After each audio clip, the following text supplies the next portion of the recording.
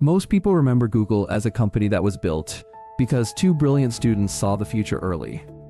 That is not the most useful way to understand Sergey Brin. The more revealing story is that one of his most important pre-Google failures was not technical at all. It was commercial. The early search technology worked. The market path did not. Brin and Larry Page first tried the lower-risk route: license or sell the technology to existing internet companies instead of building a company around it themselves. They explored licensing through Stanford, pitched firms, discussed pricing, and tried to make the technology someone else's problem to scale. But the deal never closed. Excite was not very interested. Other buyers did not meet the asking price. And the plan that would have let them remain researchers with a successful exit simply collapsed. That failure matters because it changed the meaning of the project. Before that point, Google was still close to an academic artifact. A strong piece of research, a powerful prototype, something impressive enough to attract attention, but still framed like a technology that could be transferred into an existing system. The assumption was simple: if the search quality is obviously better, incumbents will want it. But that assumption turned out to be wrong. And this is where the real lesson begins. The problem was not that the technology lacked value. The problem was that better search, by itself, was not yet a complete business case for a buyer. To an incumbent, this was not just an upgrade. It meant integration risk, scaling cost, uncertain revenue logic, and the possibility of reorganizing part of the user experience around something they did not fully control. In other words, Brin and Page had built something strong enough to impress people, but not packaged in a way that reduced the buyer's fear. So the first real break was cognitive.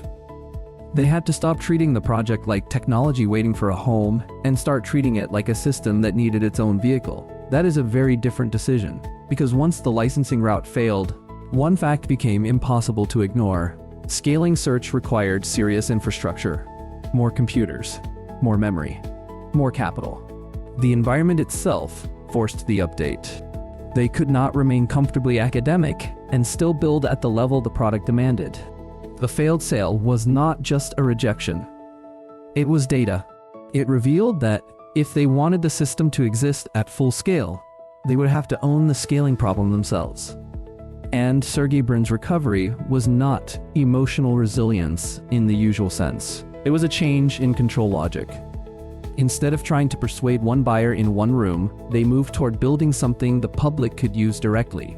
Instead of seeking one licensing payment, they sought capital. Instead of proving value through a meeting, they moved toward proving value through performance at scale.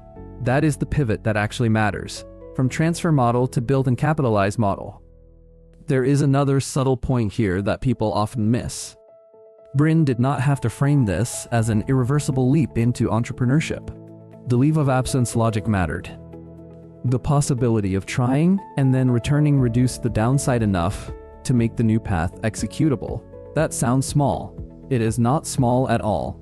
Many technically strong people do not fail because they lack ideas. They fail because the psychological structure of the decision is too rigid. Brin's path became possible in part because the commitment was framed as more reversible than final. So what changed after the failure?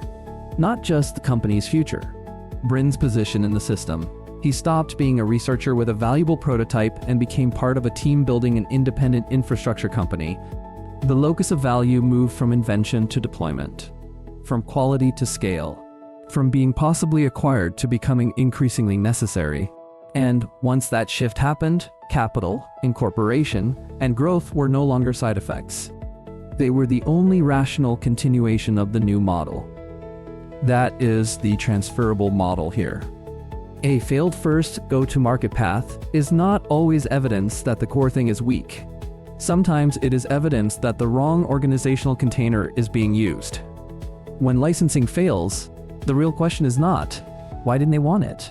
The better question is, what kind of vehicle does this technology actually require in order to become undeniable? For Sergey Brin, failure did not end the story. It clarified the architecture of the next move.